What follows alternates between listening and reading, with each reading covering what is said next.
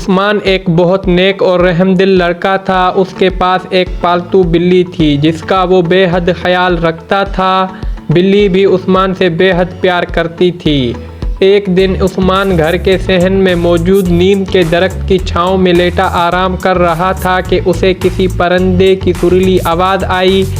اس آواز میں بہت مٹھاس تھی۔ پرندے کے چپ ہوتے ہی عثمان کی نگاہیں درخت پر بیٹھی نیلی چڑیا پر پڑیں جو درخت کی ایک شاخ پر بنے گھونسلے میں رہتی تھی۔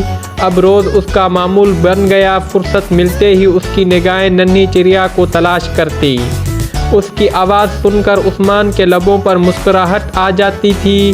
عثمان کی دلچسپی چڑیا کی طرف ہوتی تو بلی کی طرف توجہ کم ہو گئی، اس لیے بلی چڑیا سے حسد کرنے لگی۔ ایک دن جب عثمان گھر پر موجود نہیں تھا تو بلی درخت پر چڑھ گئی اور گھونسلے کی طرف چھلانگ لگائی۔ نیلی چڑیا بلی کا نوالا بن گئی۔ چھلانگ لگانے کے نتیجے میں بلی کے ساتھ ساتھ گھونسلہ بھی زمین پر آ گرا۔ عثمان گھر میں داخل ہوا تو اس نے چڑیا کا گھونسلہ زمین پر گرا ہوا دیکھا اور بلی منہ پر لگے خون کو صاف کرنے میں مصروف تھی۔ عثمان ساری بات سمجھ گیا اور اپنا سر پکڑ کر درخت کے نیچے بیٹھ گیا۔